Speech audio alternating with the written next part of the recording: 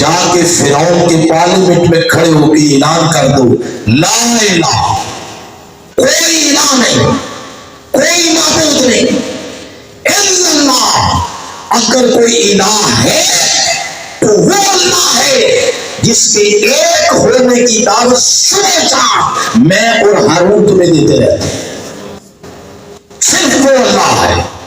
تو فرمایا میری توحید کا پرچم فرعون کے پارلیمنٹ میں جا کے، اس کے دربار میں جا کے تو بلند کر دیا جائے۔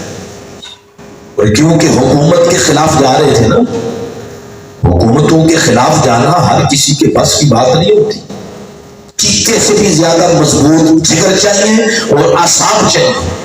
ڈرتے ہیں لوگ کیونکہ ان کے پاس ہر قسم کا ادارہ ہوتا ہے رکاوٹیں ڈالنے کے لیے، تو طبیعت کے اوپر خامخواہ خوف آ جاتا ہے۔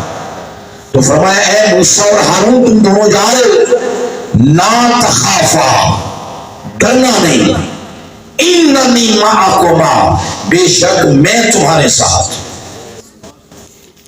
تو دونوں کو بھیجا اور جا کے حضرت موسیٰ علیہ السلام اور حضرت ہارون انہوں نے وہاں جا کے اعلان کر دیا لا الہ الا اللہ۔ فرعون نے جب دیکھا کہ میرے علاوہ انہوں نے کسی اور کو خدا مان لیا، اس نے جادوگروں کو کہا کہ ذرا میدان میں آؤ ان کو سبق سکھاؤ۔ جادوگر آ گئے اور آ کے انہوں نے کیا کیا، فَإِذَا خِبَالُهُمْ وَعَصِيُّهُمْ يُخَيَّلُ إِلَيْهِ مِنْ سِحْرِهِمْ أَنَّهَا تَسْعَىٰ، انہوں نے چھوٹی چھوٹی رسیاں رکھی میدان میں، وہ رسیاں سانپ بن گئی، جادو سے سانپ بن گئی، اور موسیٰ علیہ السلام اور ہارون علیہ السلام کی طرف انہوں نے لپکنا شروع کر دیا۔ قرآن میں آتا ہے فَأَوْجَسَ فِي نَفْسِهِ خِیفَةَ مُوسَىٰ، تو موسیٰ علیہ السلام نے اپنے دل میں ایک انجانا سا خوف محسوس کیا۔ اس وقت اللہ فرماتا قُلْنَا، ہم نے کہا لا تخف، اے موسیٰ نہ ڈر، اِنَّكَ أَنْتَ الْأَعْلَىٰ، جو فن میں نے تیرے ہاتھ میں رکھا ہے وہ ان بدبخت جادوگروں کی شعبدہ بازی سے کئی گنا اعلیٰ ہے۔ وَأَلْقِ مَا فِي يَمِينِكَ، یہ جو تیرے ہاتھ میں عصا ہے اس کو ذرا زمین پہ رکھ، پھر دیکھ ہوتا کیا ہے۔ جب وہ عصا اور وہ چھڑی زمین پہ رکھی، وہ سانپ وہ ان چھوٹے چھوٹے سانپوں سے بھی ایک بڑا اژدہا بن گیا، اس نے آگے بڑھ کے سب کو نگل لیا۔ جب جادوگروں کا یہ جادو ناکام ہو گیا تو اب قرآن میں آتا ہے فَأُلْقِيَ السَّحَرَةُ، سجدا، سارے جادوگر سجدے میں گر گئے اور کہتے ہیں قَالُوا آمَنَّا بِرَبِّ ہارون وَموسیٰ، ہم اس رب پہ ایمان لے آئے جس کے ایک ہونے کی دعوت یہاں ہارون اور موسیٰ نے کیا ہے۔ اس طرح توحید کا پیغام قبول کرنے میں لوگوں کے لیے آسانی ہو گئی موسیٰ علیہ السلام کا معجزہ دیکھ کر۔ تو دونوں باتیں ثابت ہو گئی۔ نمبر ایک تو اللہ اپنے نبی کو معجزہ، خرق عادت کام اس دور کے فن کی مناسبت سے دیتا، اور نمبر دو اس کو دیکھ کر لوگوں کے لیے اسلام دین یا اس دور کا جو نبی پیغام لے کے آتا اس پیغام کو قبول کرنا آسانی ہو جاتی۔ تاہا کہ میرے اور آپ کی آقا حضرت محمد مصطفیٰ صلی اللہ علیہ وسلم وہ تشریف لے آئے۔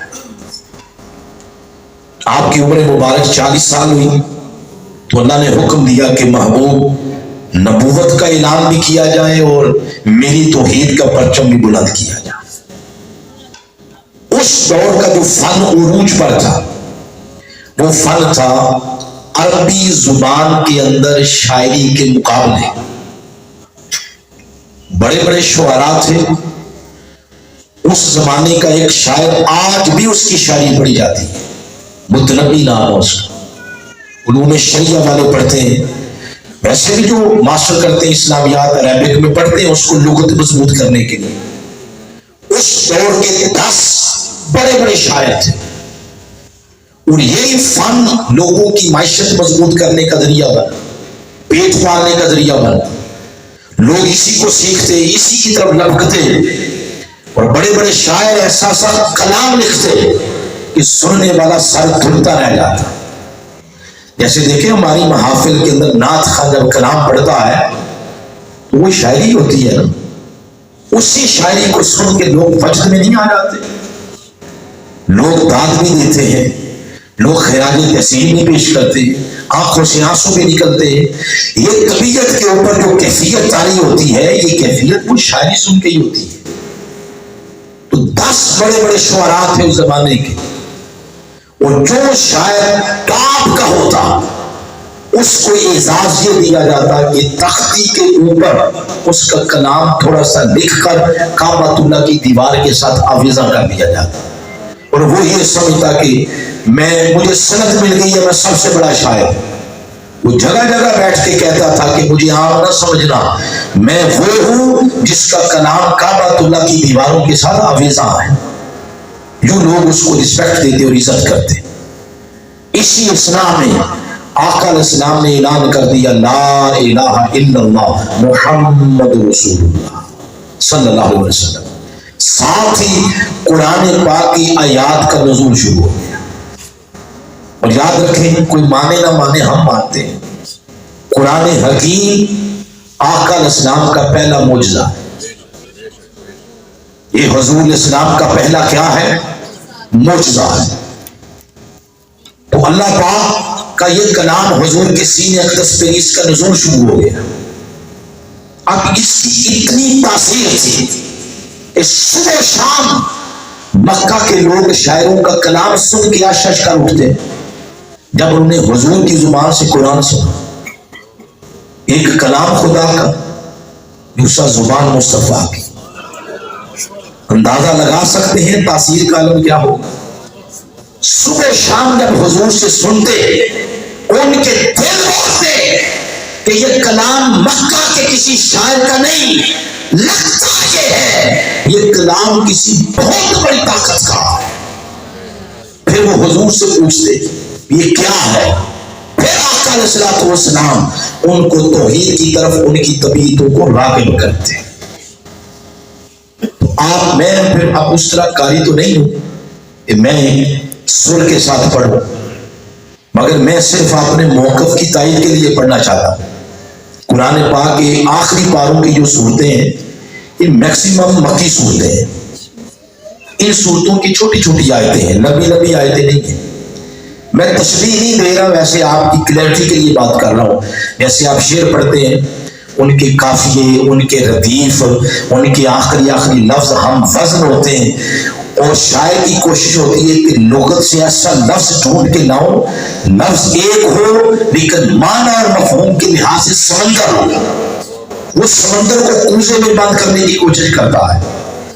میں تشبیہ نہیں دے رہا، کہاں قرآن اور کہاں وہ شاعریاں، تشبیہ نہیں دے رہا، لیکن یہ جو آخری پارے ہیں ان کی میکسیمم صورتیں مکی ہیں، چھوٹی چھوٹی صورتیں، آخری لفظ ہم وزن بھی ہے، ہم ساؤنڈ بھی ہے، اور ایسے سن کے طبیعت کے اوپر ایک سحر طاری ہو جاتا ہے۔ میں پڑھتا ہوں، آپ محسوس کریں گے تو یقیناً ذوق بھی تازہ ہوگا۔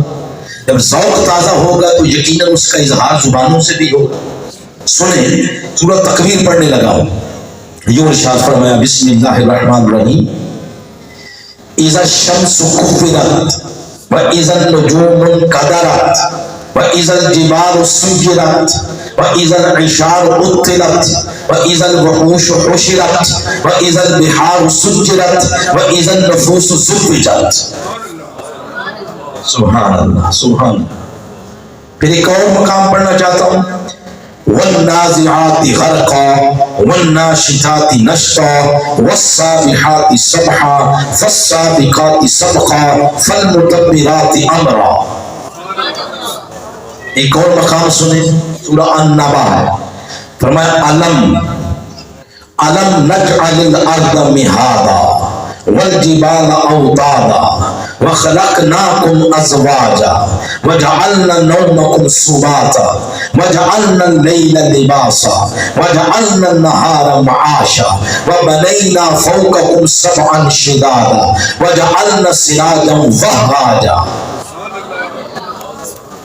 اب یہ کلام جب آقا کی زبان سے لوگ سنتے تو جو جن کی طبیعتوں پر یہ اثر ہوتا ان کے دل پکار اٹھتے کہ یہ کلام مکہ کے کسی شاعر نے لگتا ہے نہیں لکھا، یہ کلام کسی بہت بڑی طاقت کا ہے۔ جب وہ حضور سے پوچھتے تو پھر آقا علیہ الصلوۃ والسلام ان کو توحید کی طرف ان کی طبیعتوں کو راغب کرتے۔ یوں لوگوں کے لیے اسلام قبول کرنا آسان ہو جاتا۔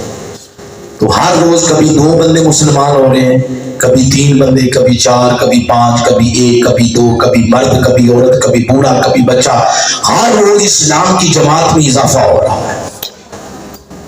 مکہ کے جاگیردار سرپنچ انہوں نے سر جوڑ لی کہ اگر ان کی تحریک کے آگے رکاوٹیں کھڑی نہ کی گئی اور اگر ان کو روکا نہ گیا، یہ کوئی اتنی بڑی جماعت بن جائے گی جو ہمارے جاگیردارانہ نظام کو بہا کے لے جائے گی۔ انہیں پتا تھا کہ در حقیقت اللہ فرما کیا، نہیں پتا تو آج کی پاکستان کی 22 کروڑ عوام کو نہیں پتا، کافروں کو پتا تھا۔ اس کے ایک ایک لفظ سے وہ معنی کی گہرائی تک پہنچ جاتے تھے کہ اصل میں محمد کرنا کیا چاہتے ہیں صلی اللہ علیہ وسلم۔ نہیں پتا، ان کو نہیں پتا جو اپنے آپ کو کہتے ہیں دنیا میں ہم سے بڑا اسلام کا ٹھیکیدار کوئی نہیں، ہم سے بڑا عاشق رسول کوئی نہیں، ہمیں نہیں پتا۔ اور جب قرآن کی باری آتی ہے ہم سمجھتے ہیں یہ پتہ نہیں ختم کل والی کتاب ہے، یہ مردوں کو بخشوانے والی کتاب ہے، بیٹی کو رخصت کرنا ہے تو سر پہ رکھ دیں، سے نیچے گزر کے برکت ہو جائے۔ باقی زندگی ساری آپ دیکھ لیں، پاکستانی انسانوں کی زندگی اور لائف دیکھ لیں، کوئی ایک شعبہ ایسا نظر نہیں آتا جس میں قرآن کی روح نظر آئے۔ اس دور کے کافروں کو پتا تھا کہ اصل میں یہ کلام کہنا کیا چاہتا ہے، انہوں نے سر جوڑ لی اور پروپیگنڈا یہ کیا کہ اس کے رستے میں رکاوٹیں کھڑی کی جائیں۔ کس طرح؟ فائنل یہ ہوا کہ اس دور کا میڈیا خریدا جائے۔ کیا خریدا جائے بولے؟ میڈیا۔ اور اس دور کے میڈیا کا نام تھا شاعر۔ یہ اگلی مجلسوں میں لائنوں میں تھنک ٹینک لوگ بیٹھے ہیں جیلم کے، جو کتاب اور ورک گردانی جن کا شغل ہے، آپ ان سے پوچھ سکتے ہیں جو میں بات کر رہا ہوں غلط ہے یا صحیح ہے۔ اس دور کا میڈیا خریدا گیا، میڈیا تھا شاعر۔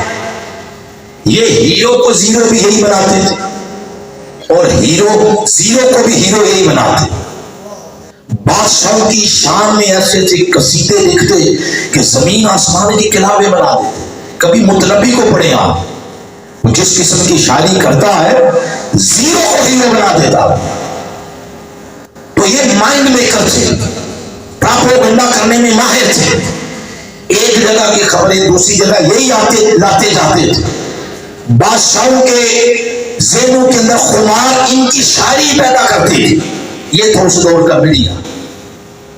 اور اللہ خیر کرے، جھوٹ نہ بلائے اللہ، میڈیا ہر دور میں بکتا ہے، آج کے دور میں بھی ہے۔ گھر ہونا چاہیے بندے کے پاس خریدنے کا اور جیب فل ہونی چاہیے، مل جاتا ہے۔ بس دیکھیں 1.5 سال پہلے کتنی مہنگائی تھی۔ 1.5 سال پہلے ہر چینل واویلا کر رہا تھا، مر گئے، بڑی مہنگائی، یہ ہو گیا وہ ہو گیا، زندگی پاکستانیوں پر اجیرن ہو گئی، بڑی مہنگائی، مر گئے۔ یہ میڈیا نے ماحول بنا رکھا تھا۔ آج چپ ہے میڈیا، کیوں؟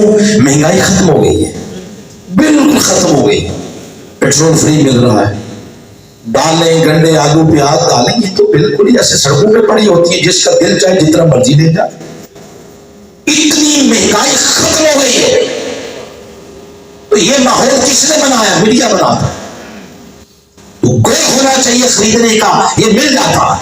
اس دور کا میڈیا یہ شاعر تھے، ان کو یہ ٹاسک دیا گیا کہ ماحول بناؤ، جگہ جگہ بیٹھ کے کہو کہ یہ جو محمد پڑھتے ہیں نا، یعنی قرآن صلی اللہ علیہ وسلم، یہ کلام الہی نہیں ہے، وہ خود بیٹھ کے رات کو لکھتے ہیں، یہ انسان کا کلام۔ تو ماحول بناؤ۔ 2 ماہ ان شاعروں نے لگائے، مکے کا انہوں نے ماحول بنا دیا۔ اگر ایک بندہ یہ کہتا کہ یار وہ جو تلاوت کرتے ہیں لگتا ہے کسی بڑی طاقت کا ہے، اس کے اندر بڑی تاثیر ہے، تو 5 بندے یہ بات کرنے والے ہوتے نہ وہ اللہ کا کلام نہیں ہے، وہ خود رات کو بیٹھ کے لکھتے ہیں۔ اس طرح ایک ماحول بن گیا۔ اب قلب اصغر مصطفیٰ کریم صلی اللہ علیہ وسلم اس پر پریشانی کے اثرات آئے۔ اللہ پاک نے فرمایا حبیب آپ کیوں پریشان ہوتے ہیں؟ یہ کلام میرا ہے، میں ہی اس کا جواب دوں۔ اب آپ دیکھیں میں ان کے ساتھ کرتا کیا ہوں۔ جواب ایسا دوں گا کہ ان کا کیا گیا پراپوگنڈا ان کے گلے پڑ جائے گا، اور ان کے گلے کی ایسی ہڈی بنے گی نہ یہ نگل سکیں گے نہ یہ اگل سکیں گے۔ اللہ پاک نے اب ان کے اس اعتراض اور پراپوگنڈے کا جواب پہلی دفعہ یوں دیا۔ سورہ بنی اسرائیل کی آیت نمبر ہے 88۔ اس میں فرمایا نادان لوگوں، تم جگہ جگہ یہ بیٹھ کے کہتے ہو نہیں انسان کا کلام ہے، تو تم بھی تو انسان ہو، تمہیں بھی تو دیا نا قلم، چلاؤ قلم ذرا۔ اجتماعت الانس، سب انسان مل جاؤ، والجن اور جنوں کو بھی لے آؤ، الا ایاتوا بمثل ھذا القرآن، اس قرآن کے مقابلے میں ایک کتاب ذرا لکھ کے تو لے آؤ۔ اگر انسان ایسا کلام لکھ سکتا ہے تو تم بھی تو انسان ہو۔ اب کیا ہوا، جن لوگوں کے سامنے بیٹھ کے انہوں نے پروپیگنڈا کیا تھا وہی لوگ کہنے لگ گئے کہ بھائی اس کے مقابلے میں لکھو تو صحیح، صرف پروپیگنڈا ہی کرنا ہے۔ اب انہوں نے باہر نکلنا ہی چھوڑ دی، یہ پروپیگنڈا ان کے گلے پڑ گیا۔ اس لیے کہتے ہیں کہ کسی سچے بندے کی مخالفت نہ کریں، کسی حق کی مخالفت نہ کریں، اس حق کی بے جا مخالفت بس اوقات مخالفت کرنے والوں کے اپنے گلے پڑ جاتی ہے۔ اب میں بڑے دھیرے سے آرام سے آپ کو اس بات کے ضمن میں آج کی بات بتانا چاہتا ہوں۔ پہلی بار اس ملک میں اس نظام کے خلاف دھرنا ہم نے دیا، اور دھرنے کا مطلب پیسے اکٹھے کرنا نہیں تھا، دھرنے کا مطلب یہ تھا کہ احتجاج ہے اس ظالم نظام کے خلاف۔ اس کے خلاف لوگوں نے پروپیگنڈا کیا۔ وقت آیا اللہ نے ہر جماعت کو اس پروپیگنڈا جو تھا ہر جماعت کے گلے پڑ گیا، ان کو بھی دینا پڑ گیا، اسی طرح دیا۔ اس لیے کہتے ہیں کبھی بھی حق کی مخالفت نہ کریں، کیونکہ مخالفت بس اوقات بندے کی گلے کی ایسی ہڈی بنتی ہے کہ بندہ نہ نکل سکتا ہے نہ اگل سکتا۔ تو ایسا ہوا مکہ کے کافروں کے ساتھ۔ پھر اللہ کریم نے فرمایا محبوب ابھی تو ابتدائی عشق ہے، آگے آگے دیکھیے میں ان کے ساتھ کرتا کیا۔ میں نے صرف ان کی زبانیں بند نہیں کرنی، میں نے قیامت تک کے لیے اس فتنے کی گھر کاٹنی ہے، تاکہ قیامت تک کوئی بندہ سوچ بھی نہ سکے کہ اس قرآن کے مقابلے میں ہم نے کوئی کتاب لے کے آنی ہے۔ اب اللہ پاک نے ایک اور چیلنج کیا، اپنے چیلنج کو بلکہ اللہ پاک نے تھوڑا سا نیچے لایا۔ وہ فرمایا چلو قرآن نہیں تو لا سکتے، بِعَشْرِ سور، اس کی 10 صورتوں کے مقابلے میں کوئی 10 صورتیں ہی لے وہ بھی نہ کر سکے۔ سورہ بقرہ کی آیت نمبر 23 کے اندر آخری ضرب اللہ پاک نے ان کے اس پروپیگنڈے پہ لگایا۔ کیا ارشاد فرمایا نہ تم کتاب لا سکے نہ تم 10 صورتیں لا سکے۔ فرمایا اگر تمہیں کوئی وہم ہے نا، خمار ہے تمہیں، وَإِن كُنتُمْ فِي رَيْبٍ مِّمَّا نَزَّلْنَا عَلَىٰ عَبْدِنَا، اگر تمہیں کوئی خمار ہے، وہم ہے، شک ہے اس کے بارے میں جو ہم نے اپنے بندے خاص کو دیا ہے، تو فرمایا فَأْتُوا بِسُورَةٍ مِّن مِّثْلِهِ، اس کی صرف ایک صورت، اور پک اینڈ چوز تمہارا اپنا، چاہے تو بقرہ کر لو سورہ، چاہے تو سب سے چھوٹی سورہ کوثر کر لو، انتخاب تمہارا اپنا، اس کی ایک سورت کے مقابلے میں کوئی سورت تو لے آؤ ذرا۔ مگر 6 ماہ گزر گئے، قرآن کی کتاب تو بڑی دور کی بات، 10 سورتیں بڑی دور کی بات، ایک سورت بڑی دور کی بات، اس کی ایک آیت کے مقابلے میں ایک آیت بھی نہ لا سکے۔ کیا ہوگا، اس قرآن نے، حضور کے پہلے معجزے نے بغیر اسٹیبلشمنٹ کی بیساکھیوں کے اپنی حقانیت کو منوا لیا۔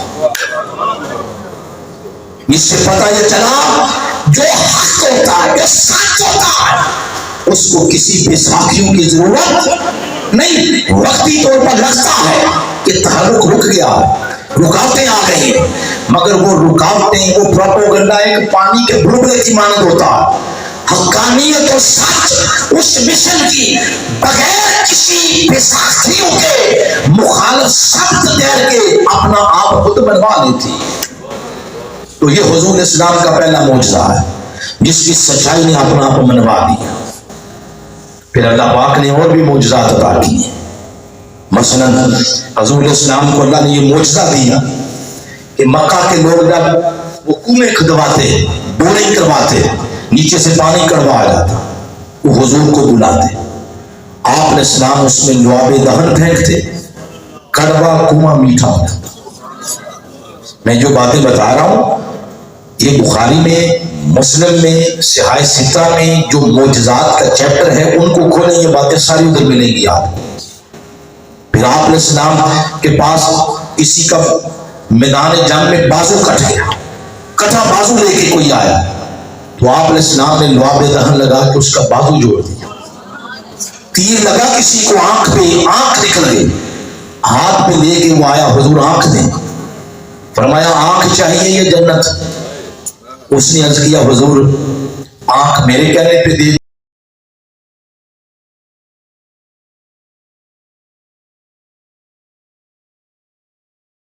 رہیے ہمارا یوٹیوب چینل IMS چینل اسلامی میسج سروس۔